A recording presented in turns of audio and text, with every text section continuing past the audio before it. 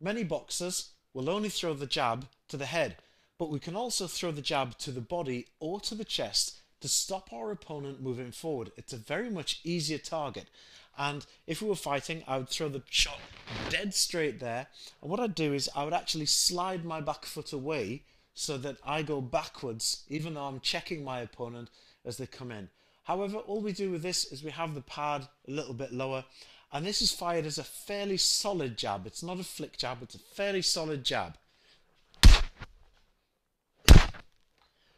This is going to stop my opponent coming into me. Very, very useful trick.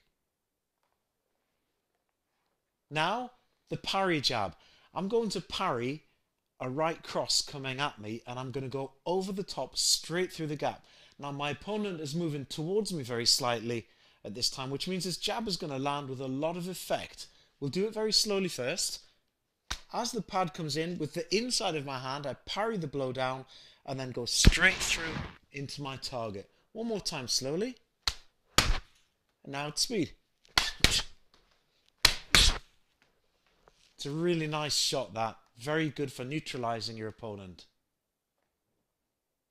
In our video, The Perfect Jab, you've already seen the dynamic jab where we step forward with the jab and the punch need to land at precisely the same time.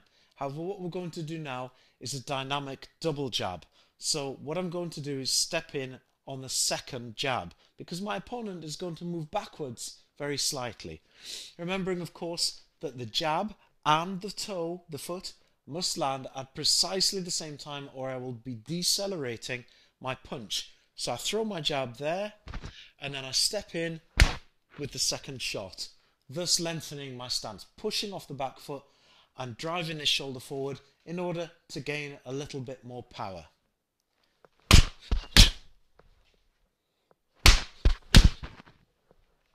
Make sure, of course, that the pad is held very slightly further forward for the first jab than the second jab. You can see that the pad is further forward here, and when I move in, it's moved back that little bit further, approximately 1 forearm length, which is the same distance as 1 foot length. A double jab is great, but a triple jab can also work very well as well. Now, you can alter the different types of jab as you move. So the first jab could be very fast, the second one could be over the top, and the third one could be a screw shot. You can mix up in different variations these jabs.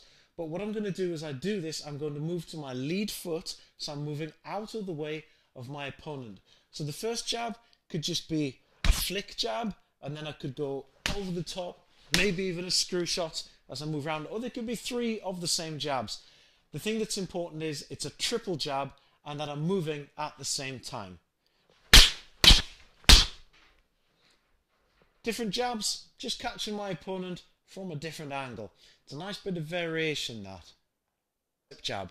Now it's important when slipping to remember I'm going to turn my shoulders and my knees. Don't just make the movement from the top part of the body, otherwise the bottom part of your body is still facing forward.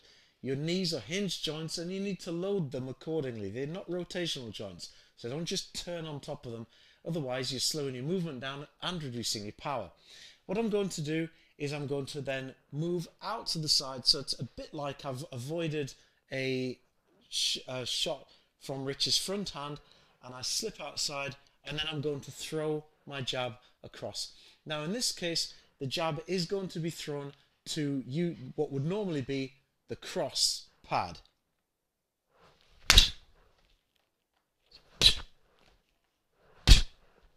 There we are. And that simulates me slipping outside of Rich's jab here and then coming back with a shot there. Again, a really useful drill.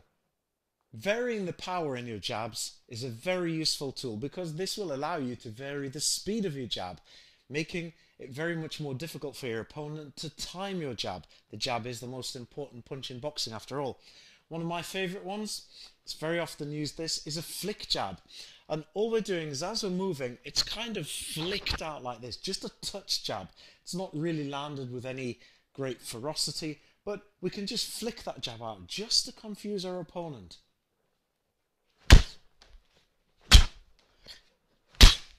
You can do it moving, you can do it static. It's better moving, but it's just a quick flick. Now moving on to a more powerful jab. I call this the ram jab because I like to ram it through my opponent. It works best when your opponent is not able to pull out of the way, if they're against the ropes, or if they're off balance very slightly so they're not able to get out of your way. It's not as easy to land, but it's very, very effective. And if you're a powerful puncher, this can be very, very effective. Now what I'm going to do here is I'm going to accelerate the punch by snapping at the elbow, by driving my shoulder forward so that my shoulder taps onto my cheek there, which then is going to defend against any shot coming back against me. But I'm going to push off my back foot and drive all of my force going forward. This is the most powerful jab. It's a real weapon.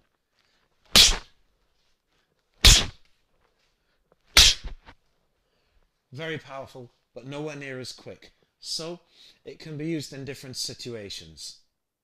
Of every variant of jab, being a guy with short arms, this is my favorite variant of the jab, and it's the vertical fist jab. So instead of turning your palm like this, you turn it like this. There are several advantages to this. Firstly, a jab is only any use if your opponent can't see it coming.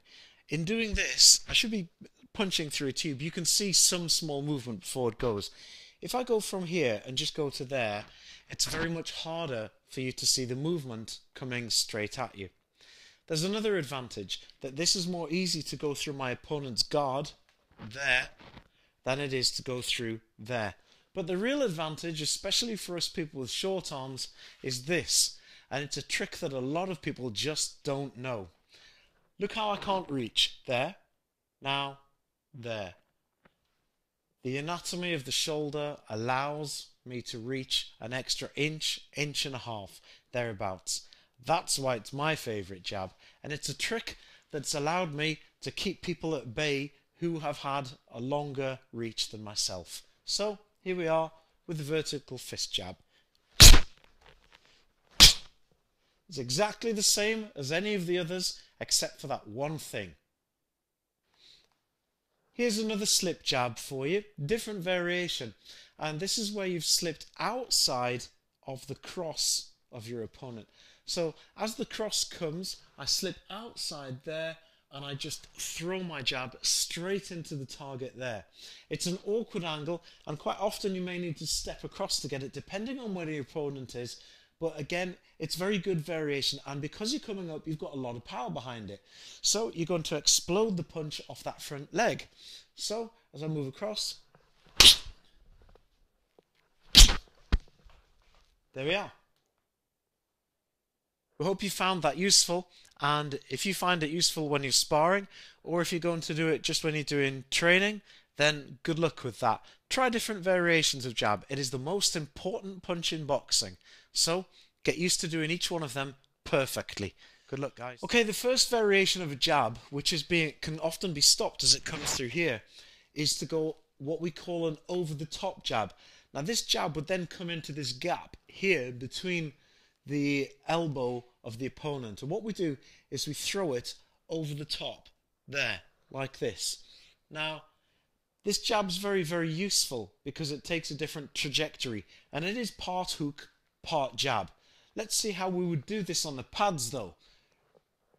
Pad holder leaves out their pad and I come over the top.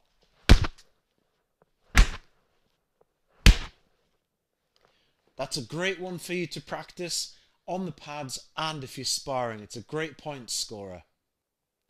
Second variant of the jab is an underhand jab. Now this one is regularly called a screw shot because it kind of screws into the target. And what I'm going to do is I'm going to lean over very slightly and I'm going to throw my punch like this. Now note the position of the palm.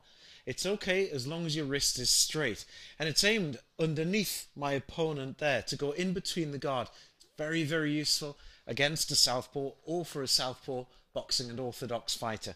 So the pad is tilted slightly forward and I throw my shot in there. You can lean and throw the shot at the same time. Push your shoulder forward into that shot. There's the second variant.